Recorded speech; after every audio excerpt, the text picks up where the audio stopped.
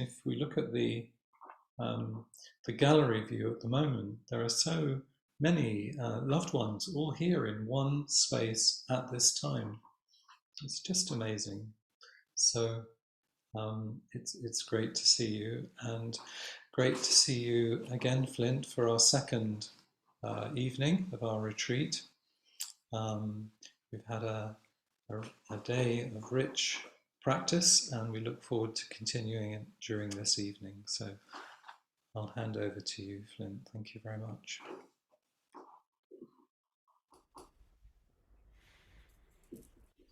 Thank you once again, Claire and Maria, for holding the space for us so in such a great way. And Josh, thank you for that introduction, and for all of you who have maintained practice through the day while I was sleeping.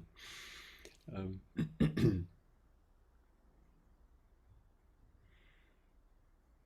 just want to take a moment to take you in, as Josh mentioned, since I'm only now arriving.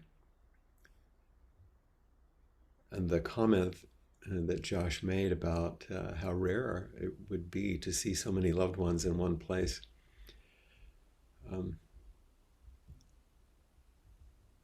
It made me think of what it's like to sit in a formal zendo in which you're facing the wall, mostly blank, and here we're facing a kind of a wall. We're facing the screen, but this wall looks back through myriad eyes and faces and hearts and bodies, and you know, when two mirrors face each other, if you think of it as a mirror even, there's this sort of infinite resonance of depth. And I hope that there may be moments where you might feel such a thing. It's maybe a visual of the embrace within embrace within embrace, the infinite folding and unfolding. Just by opening your eyes, once in a session at San Francisco Zen Center, well into the days, it was a 7-day session. At one point, after many periods of zazen, when things seem a bit challenging, I remember Blanche saying into the space, "Open your eyes." And there was no Zoom screen in front of any of us. We're facing the wall. And there is the suggestion that in Zazen our eyes are open rather than closed, gently, softly. But I think she was, of course, saying something else. And that's all she said. She said it twice. Open your eyes. And, you know, what might that have meant? That also echoes. It certainly echoes over the years as a memory, but also echoes in this way of how we reflect each other.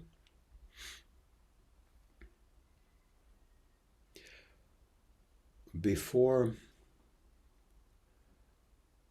I began to make some further comments and sort of dive into these teachings, I would like to read through the piece by Dogen again, as we did the first day. It would be traditional if there was something being studied, if it's not too long, in a shishin, for example, in the Zen temple, if we were practicing, that we would chant whatever the piece we were using as a focus, as part of morning service. And in this way, we are bringing it forward. And another echo to that request, open your eyes, in this case is we're having even more of our senior students in some ways open your voice, offer your voice. And all of us open your ears. And of course, all of these sensory perceptual portals and gateways help us open our bodies, and open our minds, open our hearts.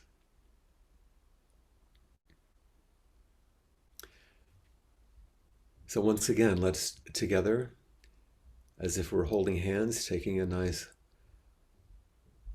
walk.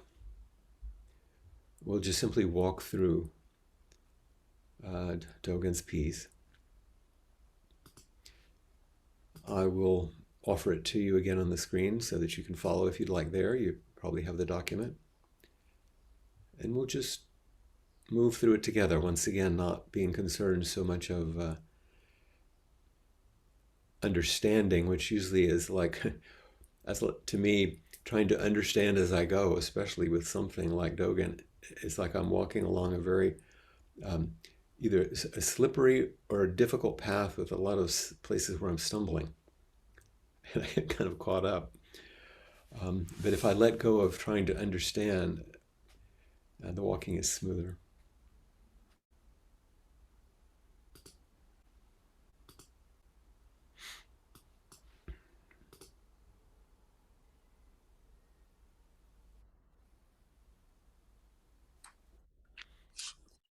On the great road of Buddha ancestors, there is always unsurpassable practice, continuous and sustained. It forms the circle of the way and is never cut off. Between aspiration, practice, enlightenment, and nirvana, there is not a moment's gap. Continuous practice is the circle of the way.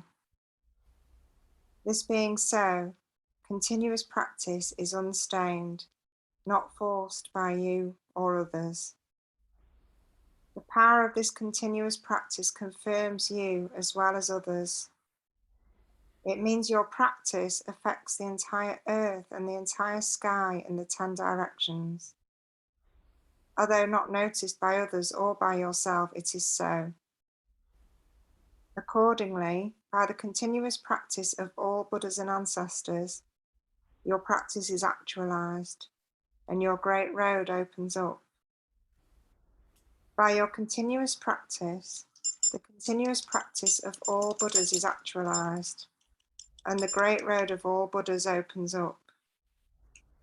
Your continuous practice creates the circle of the way. By this practice, Buddha ancestors abide as Buddha, none abide as Buddha, have Buddha mind, and attain Buddha without cutting off.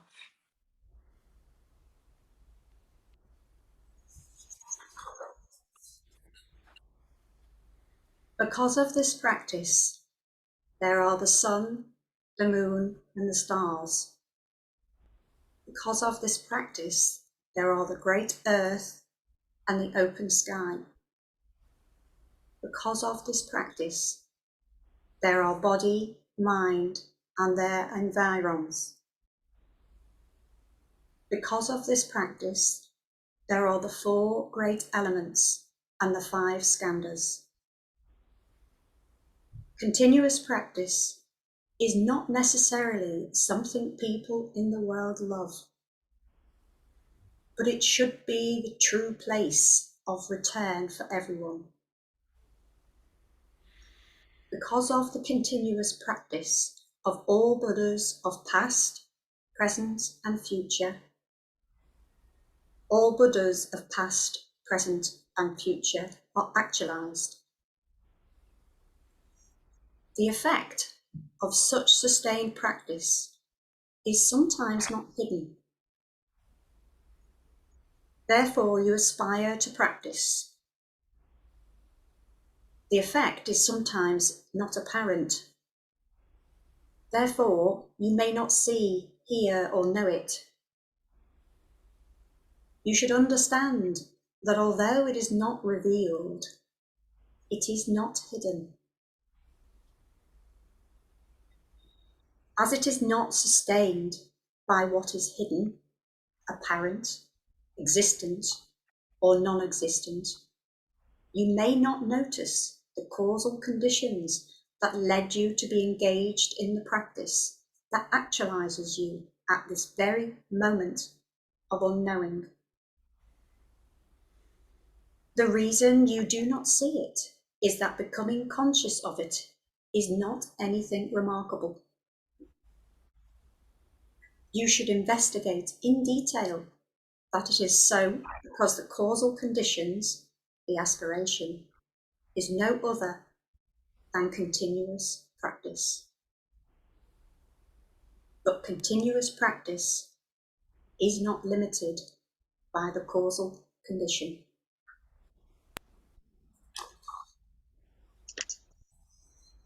Continuous practice that actualizes itself is no other than your continuous practice right now. The now of this practice is not originally possessed by the self.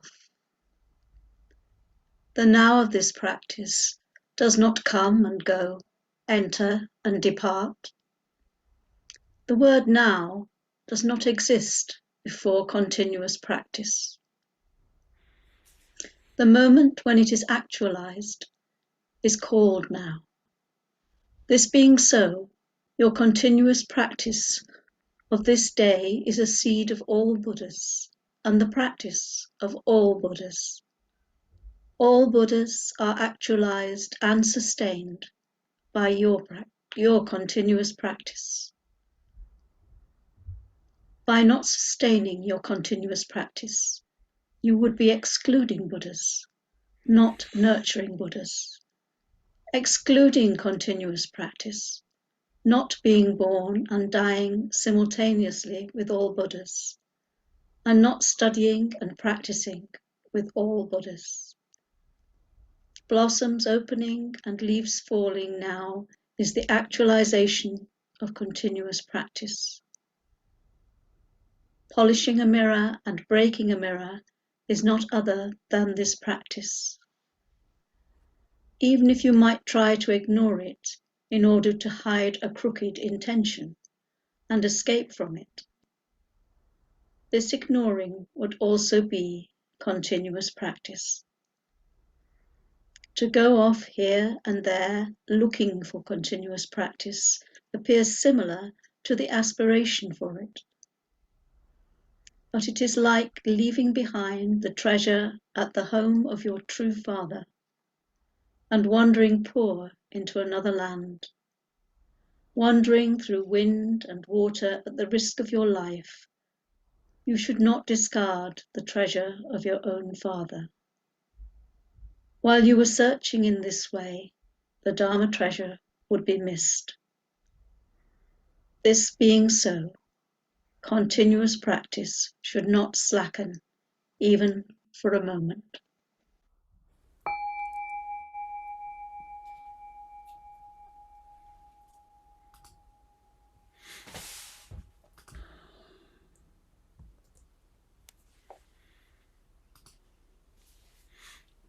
Thank you very much for your beautiful voices and your reading so wholeheartedly.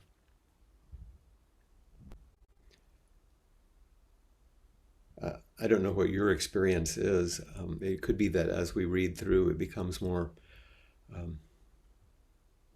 confusing,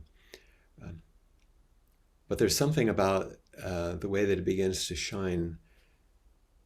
Something shines through, and it's not just captured in the words, or it's not just in the meaning. There's something. There's something there. There's quite a peculiar word that I find fascinating because it is a nice image, I believe. A word maybe you know, pentimento suggests that maybe if an artist has made a painting and then decides maybe it's not the right thing and paints over it, but sometimes over time the older images begin to come through. There's a transparency or something happens.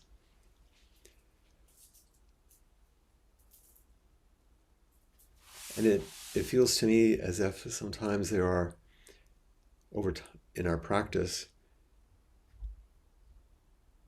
we give ourselves a wash of this new piece, this new teaching, new thing. But what begins to shine through, I think, is our own true nature, something beautiful, something original, something that's essential. That begins to shine through in a beautiful way. And you see it in each other, I know. Even though I was not able to be in your earlier practices together and the relational practices in small groups, I have great confidence about this shining through.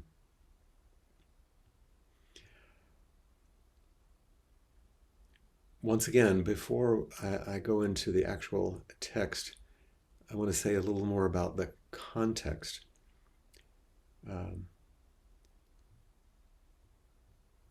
And some of these things, I've taught in many other ways with many of you, but it's worth, I think, digging in a little further, because there's ways in which my own practice evolves, and you help me by practicing with me and asking questions for me to shift my perspective and open it up a bit more for things to come through.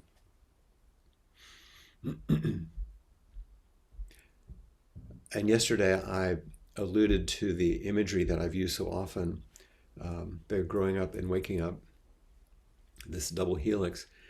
And people remember the image rather easily, usually, because this double helix of growing up and waking up is not difficult to remember, and I think it resonates with something, so people remember it.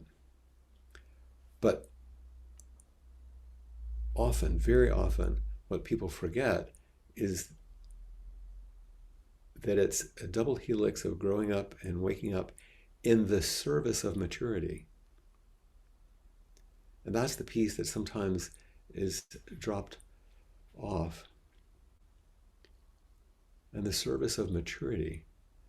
And adding the additional directions that I did yesterday, growing and waking down, and adding other dimensions out, expands the language of this model, which actually meets the traditional understanding. There's a traditional echo, and I mean echo, not, it's a word from Japanese, actually. It's the thing that is offered after a service when we're dedicating merit. And part of the echo that's very classic, that's used in many, after a Dharma talk, for example, and before the Bodhisattva vow is recited, it's usually the kokyo, which I mentioned yesterday.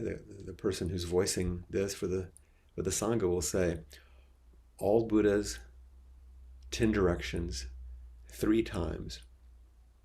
All beings, bodhisattvas, mahasattvas, wisdom beyond wisdom, maha prajna paramita. So, all Buddhas, 10 directions, 3 times. So all the Buddhas, up, down, this way, this, 10 directions. And 3 times, past, present, future. It's exactly the dimensionality that we're talking about. All Buddhas, 10 directions, 3 times. Then all beings, bodhisattvas, mahasattvas. Maha means great beings. Bodhisattvas means awake beings. So all beings, all bodhisattvas, all the great beings. And then it just carries forward with wisdom beyond wisdom, Mahaprajna Paramita. What do you find in the 10 directions? What do you find in all times? What is the reality of all beings? Is the wisdom that is actually beyond wisdom, the inconceivable wisdom, the prajna wisdom that is manifest in all beings, that comes in all times and in all directions. And prajna paramita is the ongoing, unbroken cycle of wisdom. So when we think about this image, it's actually a reflection of ancient teachings and understandings in a more contemporary kind of model. You know, all of these teachings of the Bodhisattva way, and we think of the Mahayana teachings, were in the original teachings of the Buddha. But the Mahayana explication of those teachings appeared to be a radical shift in perspective. Although the teachings and the practices are pretty much the same, and they were always there. And this shift in perspective, to make it a little fine, was from the ideal of the Arhat to the ideal of a Bodhisattva. This is a little Buddhist history here.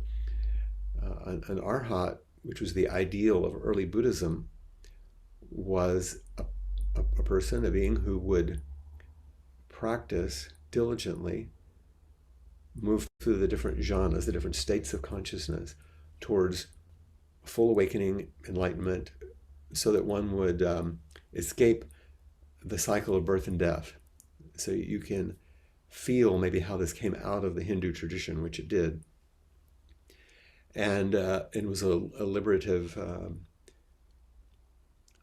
practice path of the Buddha. In the Mahayana, the ideal was a bodhisattva, not an individual who would practice for one's enlightenment, but a being whose concern would be the freedom of all beings and would practice for their benefit. And in the process of that generous offering would be released from that cycle. We'll return to this later on in the retreat. We might even reflect back on the Metta Sutta and see how it flows in that way. So the kind of maturity I'm talking about is this vast opening in all the directions for all beings, which opens us to the deepest wisdom to support our care for each other. And this shift in language that I'm invoking here suggests a shift in perspective. And a shift in language, as you know, tends to open something that maybe was not open before.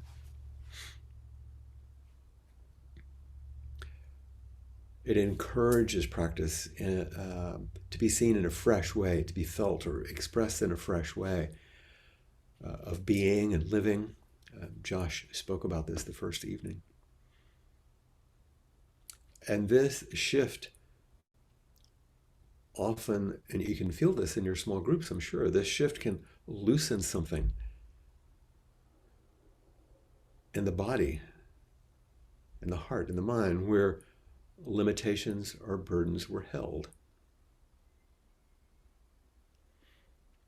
So it's a shift in perspective is really crucial. One way to think about what Zen is, by the way, is the willingness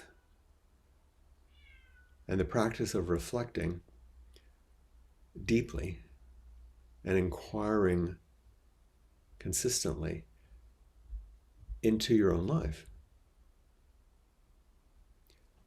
But not just to be mindful or reflective of your psychology, your thoughts and feelings, that's included. But deeper than that, below that, all the way to the source, and to do so with others. You can study and practice Buddhism alone, and you can meditate alone, but you cannot practice Zen alone. The deep investigation, what is this life, is something we do together. A diligent, a kind, careful looking and listening, feeling our way together. There's a story I have told, and I risk telling it again, because with a large group of people like this, sometimes there are people who haven't heard the story, and it's inspiring for me to tell it because it's an embodiment of this. The first time I went to San Francisco Zen Center as a guest student, I'd not been there before, and I was becoming accustomed to the place and where things were and how to move about and where my room was and where the Zendo was and the Buddha Hall and all the formalities. And I'd arrived, and it wasn't a time of a class or a sitting or anything, and I didn't have a particular job, so I went to the Zendo to sit, just to ground myself a bit. And the Zendo is rather large. It will hold about 60 people.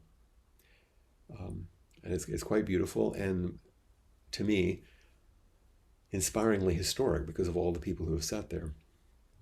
So I went, and the tons are raised platforms about a meter high with tatami mats, which are it's about 3 feet by 6 feet long, lined up. So that's the size of the platform you're sitting on. There's a wall in front of you. So you come and you bow to your seat, as we do, and turn clockwise and bow to the room. And then, without turning, your cushion is right behind you, the zabuton and the zafu. So you just hoist yourself up and then spin on your bottom to face the wall.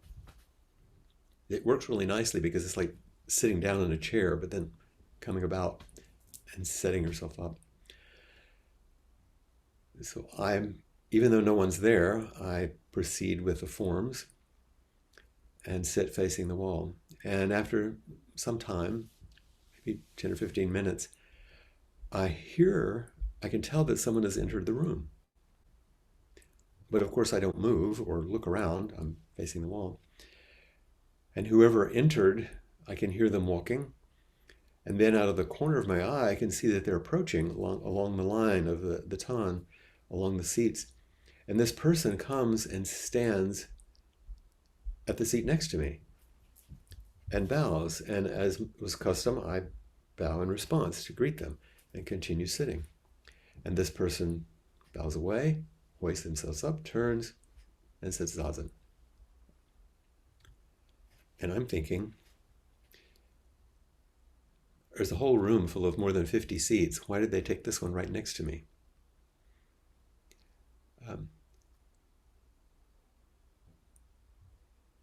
Of course, I'm not sure about in the UK, but in the United States, we would often, I think, maybe not always, but sort of have the idea that, oh, there's plenty of space, let's give each other space. We sat, and somehow we together decided when it was time to finish. And we both bowed, turned, stood, and walked in single file out as if it were a zendo full of people. And as we got back to the shoe rack, I looked, and it was Isshu Fujita, who was a very senior, and is a very senior, first-generation teacher from Japan. And I thought, thank you for your teaching. If someone is sitting, you sit next to them. Because this is what we do together. You bring yourself in close proximity and engage the forms together. Because that's how we sit.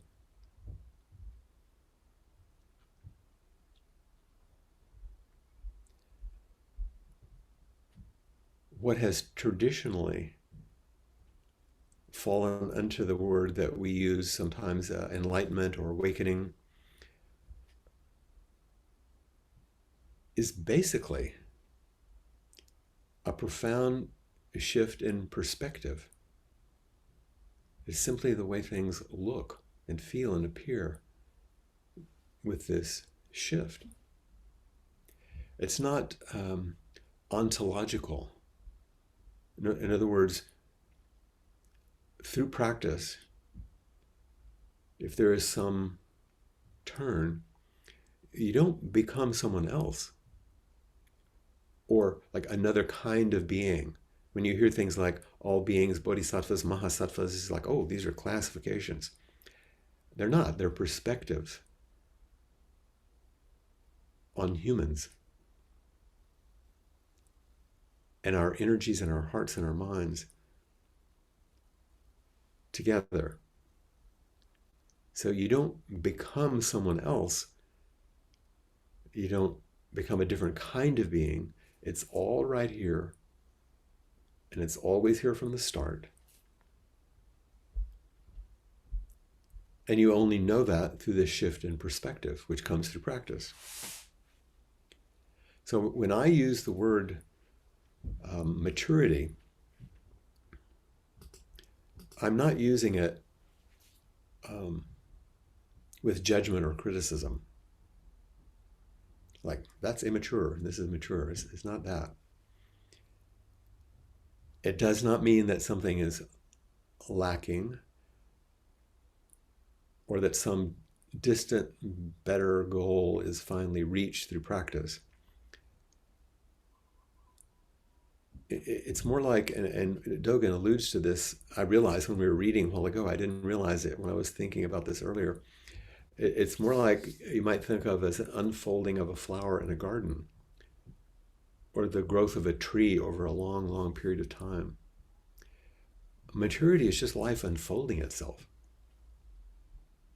naturally, always, and all of its forms, sometimes pristine and beautiful and sometimes worm-eaten and misshapen, but maturing nonetheless and coming to appreciate this, that's what we're engaged in, whether we like it or not, whether we think about it or not, whether we participate with it consciously or unconsciously, we're unfolding and enfolding with each other. But to wake up to this and appreciate it is part of this radical shift in perspective. And we do have to use effort in practice, even so. But not to purify or repair or gain anything. You just, as Blanche said, you open your eyes and your heart and your body and your mind to the simple and profound truth of your life, of this life. What it means to be alive together. The awesome, inconceivable web of existence in which we shine for the briefest moment and into which we will ultimately return. And this perspective invites in me, and I would pretty much guarantee in you, a swell of gratitude as this reality unfolds within your awareness, along with also a deep, profound humility and surrender that goes beyond words. As we understand, we spoke about yesterday, we understand and appreciate our limitations and our smallness. That doesn't change. And at the very same time, our absolute essentialness in it all, which has always been the case, And as these come into view, we feel this kind of surrender to it, a humility in the face of it, and an immense gratitude that swells. And this is a seismic shift in perspective, even though I'm just using simple words. And yet, even with that turn, we've gone absolutely nowhere. And we remain, I would say, more completely ourselves than ever, just from this shift in perspective.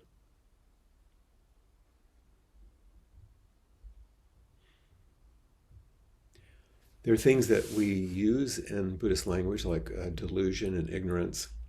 You hear these things in the teachings, which really just simply suggest that we don't see clearly from this shift in perspective. Maybe we haven't had the love or support,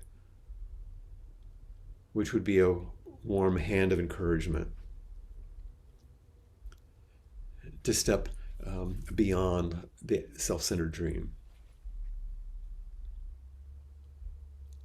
Certainly that's what we offer when we practice together. What happens when you come to practice discussion, or you step forward at the end of the talk to offer a question or a vulnerability or a reflection?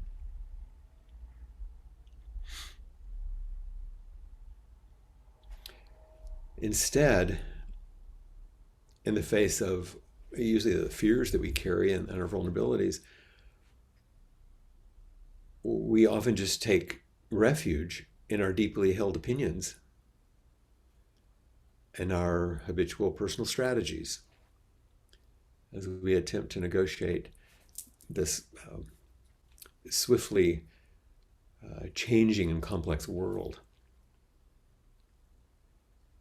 And we're doing so using strategies, as you well know, we mostly developed as a child and cultivated within the limited context of our family and our culture. That doesn't go away. It's part of who we are. But our practice is the deep inquiry we engage with others as we begin to experiment with gently stepping beyond what is habitual and reflect on it all from a larger place. This is a huge shift in perspective. And even a small step can feel like we're taking a great leap onto the great road. You hear the word suffering. I think suffering is really, in some ways, just a result of our perspective being too small, too limited. When our awareness and the world that our awareness perceives is solely personal, we chant holding to self-centered thoughts, holding to self-centered perspectives. It's a small world. There's not much room in it. So maturity, whether it's personal, interpersonal, transpersonal, cultural, social, is the function of this change in perspective. In personal development, we know some of that about this. Ordinary human development, we're literally capable of more as we unfold over our lifetime. A 5-year-old can do much more than a 2-year-old, and a 10-year-old can do a lot more than a 5-year-old, and on and on. And then a teenager can do a whole lot less. No, not really. It just seems like there's a regression there. This is the folding and infolding, though, of being quite dependent and then being counter-dependent, and then being more independent and then learning to be interdependent. But anyway, being taught in skillful ways how to live and being shown wholesome qualities of mind really helps. And that's how we can help each other. What kind of person in your life offers you these kinds of skills and these kinds of qualities that shows you sometimes like, oh, that's an upright way of being? And this is what we're doing together. I'm sure, once again, you've experienced this within your own Sangha. Interpersonally, maturation, as you know, has a lot to do with attachment, love, kindness, compassion. It flows. And all we know about relational care. All of this matures if the seeds are planted and there's fertile ground for its development. So what kind of relationships do you have which plant these kinds of seeds and waters and fertilizes them? Hopefully the ground of Sangha is part of that, relationships with teachers and your spiritual friends. So we develop personally, we develop interpersonally, transpersonally. See, most people think that maturity has to do with going from being an infant to an old person and then you die. Personal development. And in the process, there are people along the way that are sometimes helpful and sometimes kind of a pain, but it's part of the arc. But transpersonally, there are strands of development that go beyond this. With at least a good enough base in our own personhood, and at least a secure enough base of loving relationships,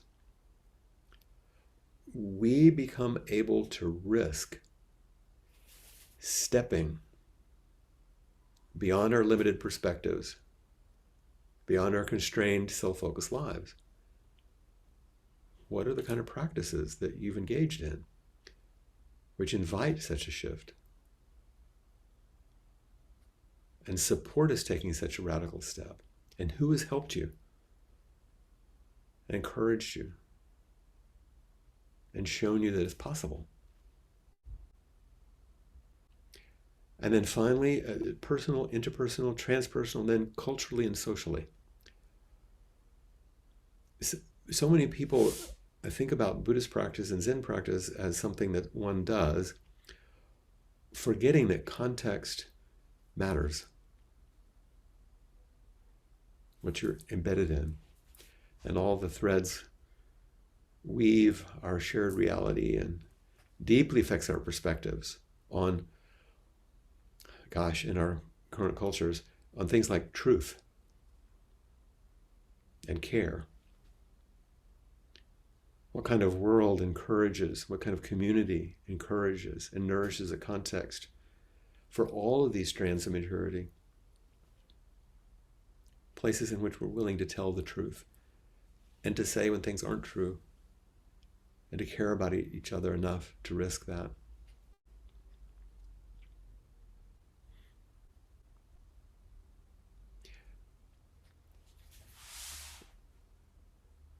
And Norman Fisher once wrote, and I've quoted this in previous retreats, I think, but it was so beautiful. He said, spiritual practice, I gradually came to believe, is in essence the practice of maturity.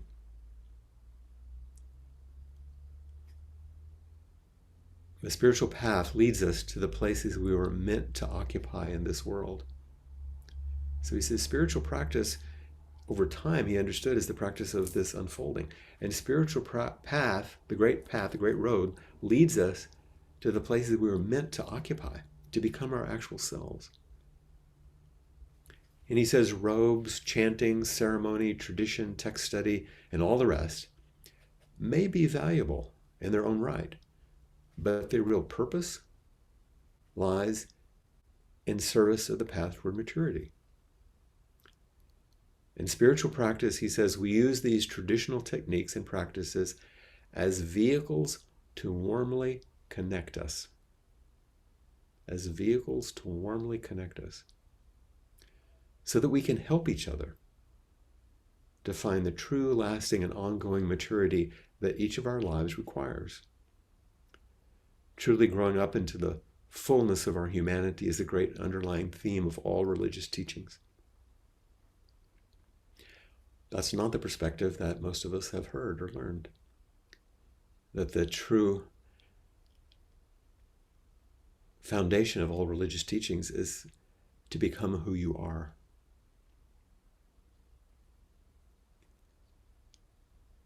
And as I said, the Bodhisattva is the sort of ideal or shape that we hold up as an example of such maturity. And it isn't something that's opposed to everyday life. In fact, maturity probably requires practical everyday living, because that's our embedded context. But one lived with a kind of an energy and kindness and responsibility we see in a mature individual. And oh goodness, we see such painful lack of that around us in many, many ways. And if you don't mind my saying, it seems sorely lacking in some of the people that we've decided to be our leaders. But this kind of maturity is the training ground for developing skillful means necessary to complete the endless task of enlightening all beings, which is the focus of a bodhisattva. And bodhisattvas understand, like, the secret of awakening. There isn't any self-awakening without the awakening of others. The practice of the way, this great road, this circle, continuous practice, we can only accomplish it with the help of others and through helping others and receiving their help and offering the help back. Norman says that I've always been struck by the language of the sutras used to describe bodhisattvic altruistic activity. That's a mouthful. That the sutras describe bodhisattvic altruistic activity. The bodhisattva matures beings, the sutra says.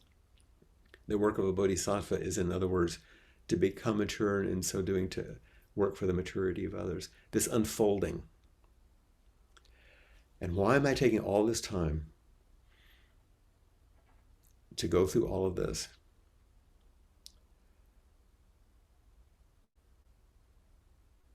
Because this together with others, that's probably the most important thing that defines Zen practice in Buddhism.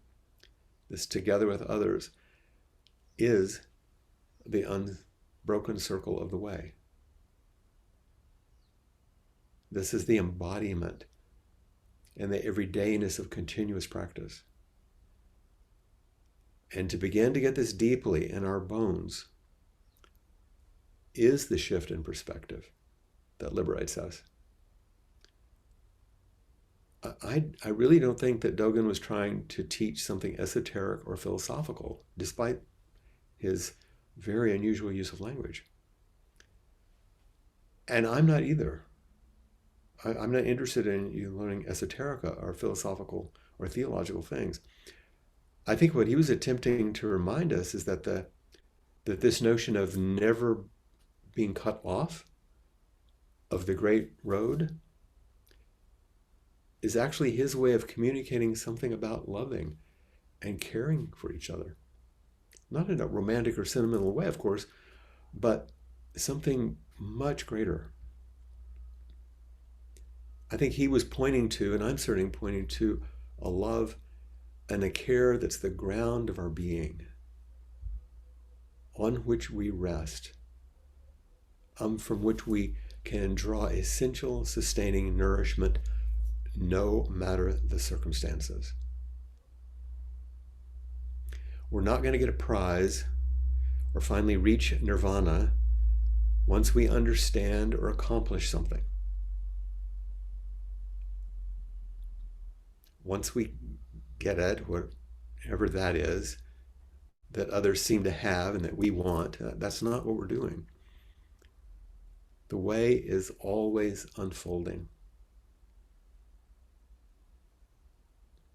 We are that unfolding. It is not unfolding around us for us to step back and observe and appreciate as an object, although you can appreciate it in that way. The way is everything unfolding us, and with everything we fold and enfold.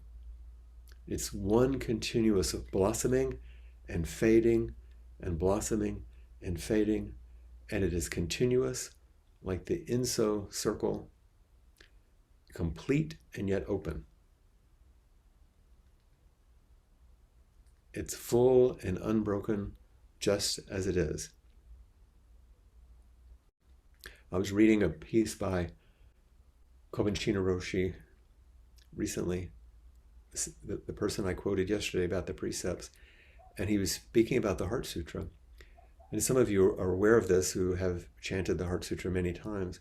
The final mantra at the end says, Gate Gate, Paragate, Parasamgati, Bodhi Swaha, which is usually translated, gone, gone, gone beyond, gone even beyond. Far out, kind of an exclamation point at the end. It's this taking us beyond anything. But that's not how Kobun translates it. He translated it as falling apart, falling apart, falling completely apart, completed and full.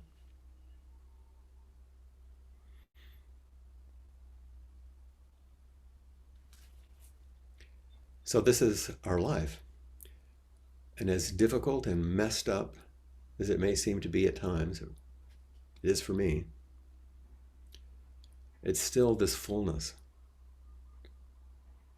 and this unbrokenness manifesting as just this, with nothing hidden, because there's nothing missing. Nothing more is needed, nothing extra is required, and it is, in fact, nothing special. It's nothing more than this shift in perspective in which everything opens up.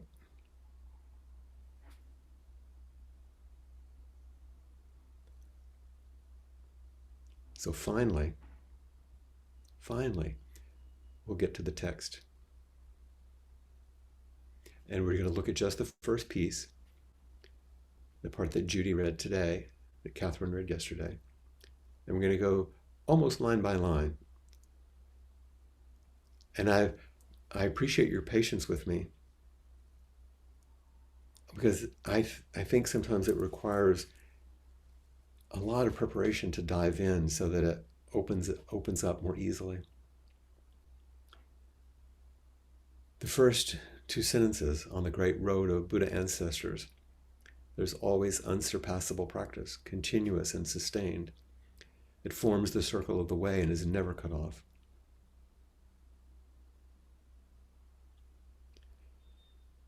The space carved out by the Buddha's practice and the imprints made by the lives of our ancestors create a great road which we can follow. I think that's what he's saying here. It was created through continuous practice. And what we discover as we walk that great road is the surprising reality that as we walk together, we're walking with the Buddhas and ancestors. That we are enacting unsurpassable practice, continued and sustained. And he says it forms the circle of the way. It's not a straight road. It's an ever unfolding and infinitely embracing circle. And he says it's never cut off. There's no gap. There's in fact no obstruction. There's no getting lost when you're on the great road. It's like walking the labyrinth I was speaking about last night. If you follow what's been laid down by those before you, you can't get lost. Even feeling lost and finding yourself lost is part of that road, because everything and everyone belongs and is never cut off.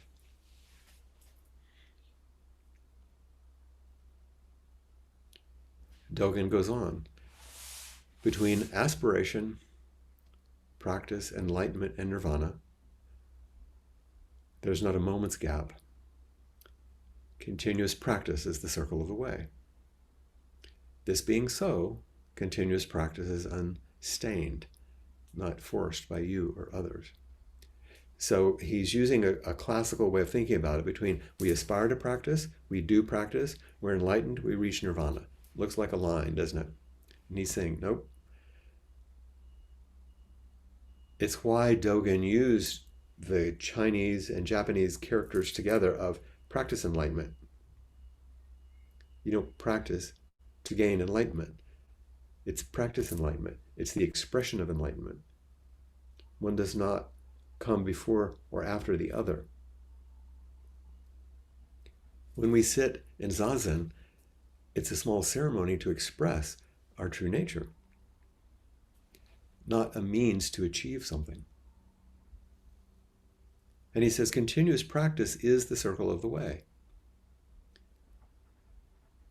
Our continuous practice with others, together, helps us both realize and express. Both things are important, to realize and express this reality, which is so counter to our usual way of perceiving ourselves in the world, in this kind of linear, stepladder, accomplishment-based way of looking at things.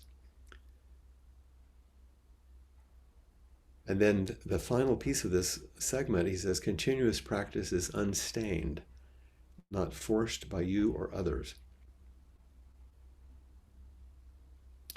You know, our practice is not a should, prescribed by others or demanded by others. And this kind of practice is not stained by grasping an attachment, which is how we greet ordinary things.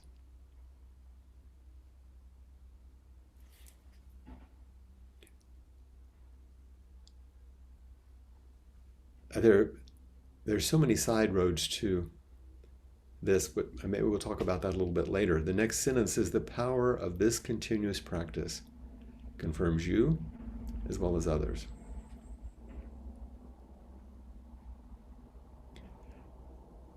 I looked up the English, who knows about the original Chinese and Japanese characters, but I looked up the definition of confirm. The power of this continuous practice confirms you as well as others. And I got words like authenticate, corroborate, substantiate, validate, and verify.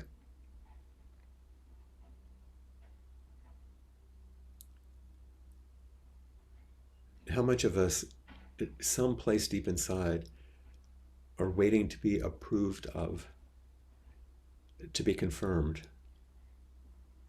to be validated, to be verified, authenticated? You're a real person. And I came across a quotation I've never heard from one of Suzuki Roshi's talks. He said, if you can touch the oneness at the base of your life, then the fruit of our practice will come home to our heart and the confirmation of reality. If you can touch the oneness at the base of your life, this ground of being I was speaking of, then the fruit of our practice will come home to our heart. And the confirmation of reality, the confirmation of reality. If you can be present for a moment, the reality, the intimacy, the mindful attention and embodiment of that moment itself confirms you. There's not someone or something out there that's going to confirm you. That's a child's longing, and an appropriate longing for a child. Offer me something. But there's that shift in perspective through maturation where what can I offer? What do I have here? Your wholehearted practice. And this moment as you practice is what's going to confirm you. So we engage in forms in our sitting. We're asked to do things like not engage in other distractions, for example, like not eating or drinking during these times or sitting. To drop more simply into the moment and find that moment confirms us. Reality itself is confirming and supporting you all the time. Your life is being verified with each breath. Your ideas about all of this are not that important. It's not about changing your ideas. It's about this radical shift in perspective, which includes a perspective on your ideas and thoughts and feelings, which confirms and verifies your life. You know, that famous segment in the Ginjo Koan, another piece of Dogen's, where he says, probably the most quoted thing ever from Dogen, where he says, to study the Buddha way is to study the self. To study the self is to forget the self. To forget the self is to be actualized by myriad things. When actualized by myriad things, or sometimes translated verified by the 10,000 things, your body and mind, as well as the bodies and minds of others, drop away. No trace of realization remains, and this no trace continues endlessly. This is a statement of continuous confirmation and actualization. To study the Buddha way is to study the self. So that's the inquiry that is at the heart of our Zen practice. But he says, engaging in that to study the self is to forget the self, not to forget who you are. When we begin to study what we think of as our self, it begins to fall away in the ordinary way that we think of it, and there's a massive shift in perspective in which we realize life doesn't happen from here outward. Because the next line says, to forget the self is to be actualized by the myriad things. I'm verified. I exist only because of everything else. And that's the result of this deep study. And we look at each other, the person who's sitting next to us, or who's sitting in front of us on Zoom, and it's like, I'm verified by your presence. And my presence is required for you. He goes on to say, when actualized by myriad things, when we're verified in this way by the myriad things, your body and mind, as well as the bodies and minds of others, drop away. It doesn't mean you dissolve in some sort of horror movie kind of thing. It means the attachment to my body, my mind, my difference from you and your body and your mind, that begins to soften and open. And then the final line, no trace of realization remains, because the realization isn't a thing that you have. And this no trace continues endlessly. Practice is continuous. It's an unbroken circle of the way. With this shift in perspective, we realize continuous confirmation and actualization as our life. The next line in our piece is more poetic. He says, it means your practice affects the entire earth and the entire sky in the 10 directions. Your practice affects the entire earth and the entire sky in the 10 directions. Did you realize that was happening when you were sitting this morning? That you were affecting the entire earth and the entire sky in the 10 directions? From your little place in London or Lancaster or Sheffield or all the small towns in between. True practice grounds us in the earth and lifts us into the sky, but not just in up and down direction. We discover form as boundlessness. And boundlessness is only discovered in form. We open to the entire universe and its vastness in form. We don't have to leave our home. We don't have to leave our body. We don't have to disparage anything. That's what the ascetics thought. We have to get rid of it so we can open ourselves. No, this is it manifesting. This is us being verified. This is continuous practice. It looks like this.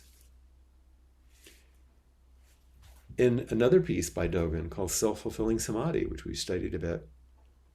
And I'm going to read a little paragraph here, so buckle your seatbelt, because it's Dogen. But don't worry about understanding. Let yourself feel the beauty of the poetry of it, because it's so encouraging. He's basically saying, you have no idea how powerful your practice is. You have no idea how essential it is and how sweet and lovely it is. And hear the way he says it. He said a lot of things. This is the final paragraph in a long bit. He says, this being so, everything I've said, the zazen of even one person at one moment imperceptibly accords with all things and fully resonates through all time. Thus, in the past, present, and future of the limitless universe, this zazen, your zazen, carries on the Buddha's teachings endlessly.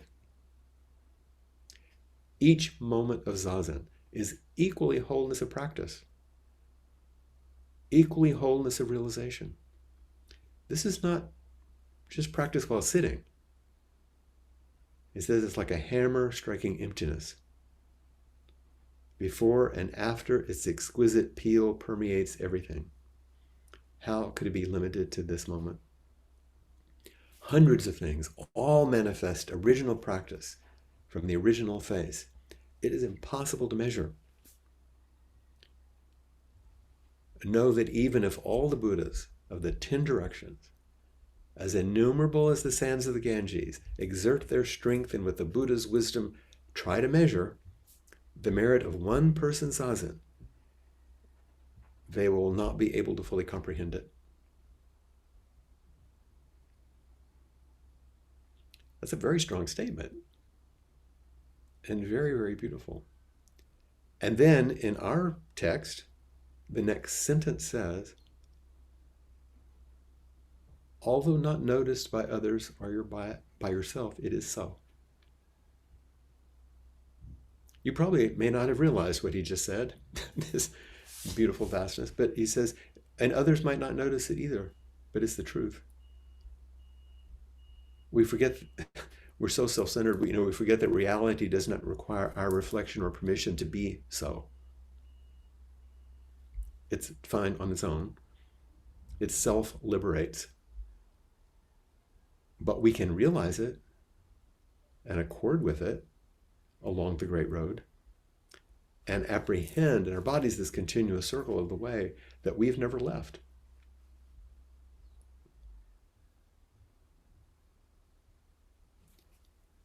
Back in the Genjo Koan, another echo of this, of Dogen's, he says, when Buddhas are truly Buddhas,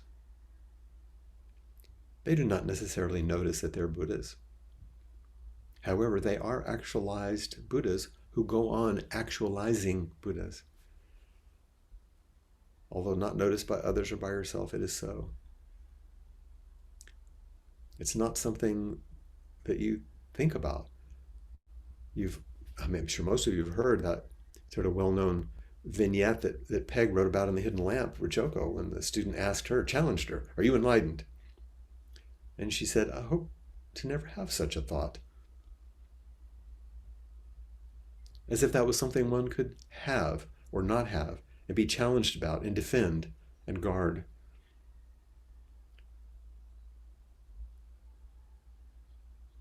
And then in the next lines in the continuous practice, it says, accordingly,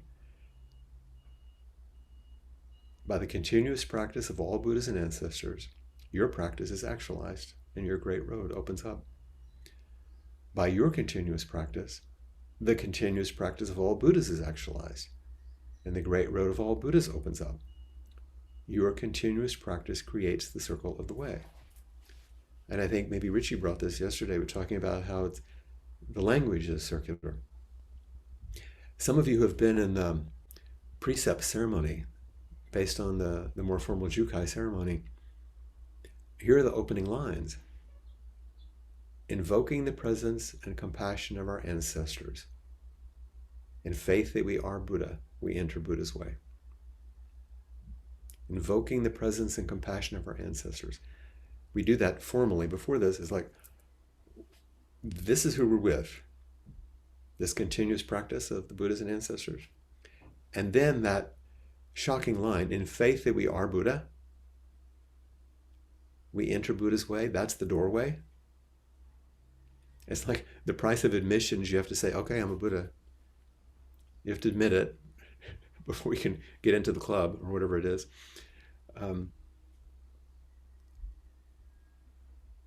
And later in the Bodhisattva precept ceremony, we chant.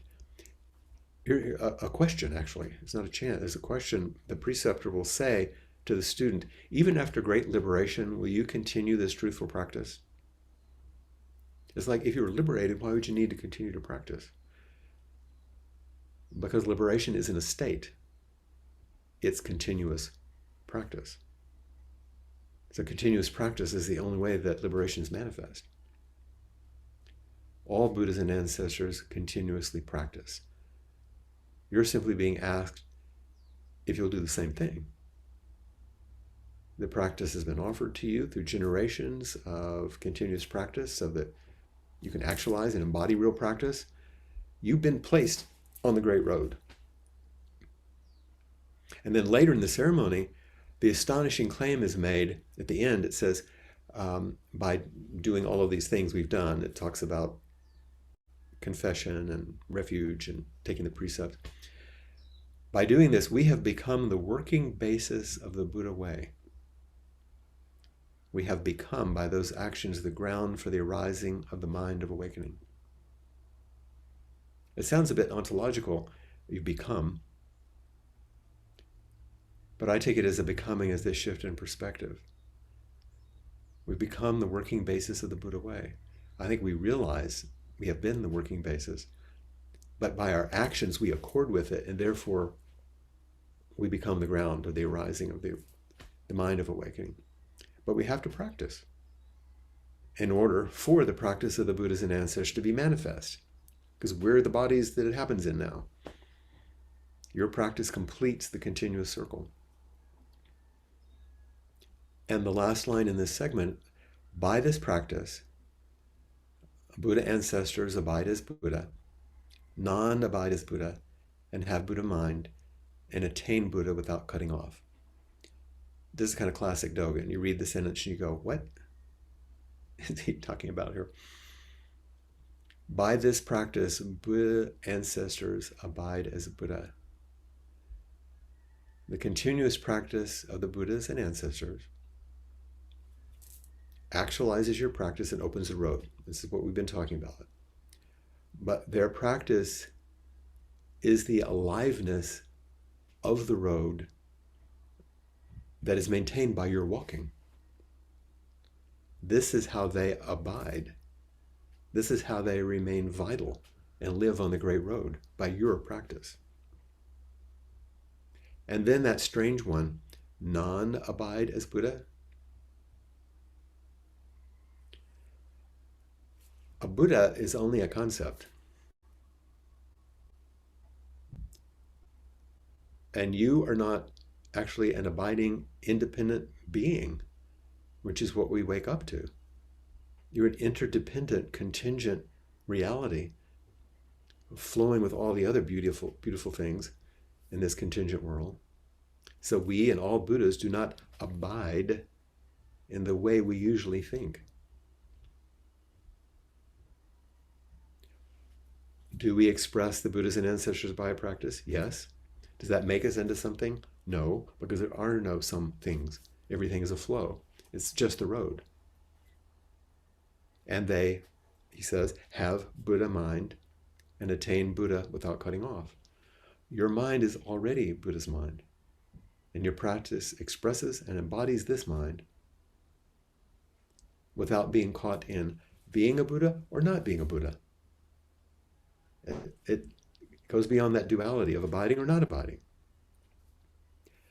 And with all of this, with this perspective, then you're free.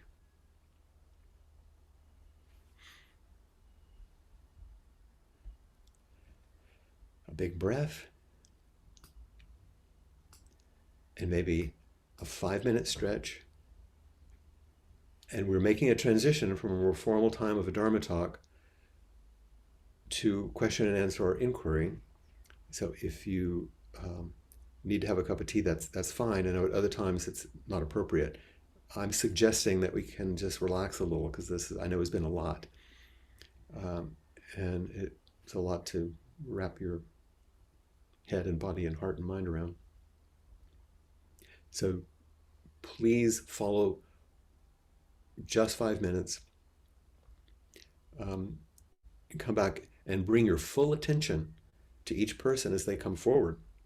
It's through your practice that they're able to walk the road. Remember, there are no spectators and participants.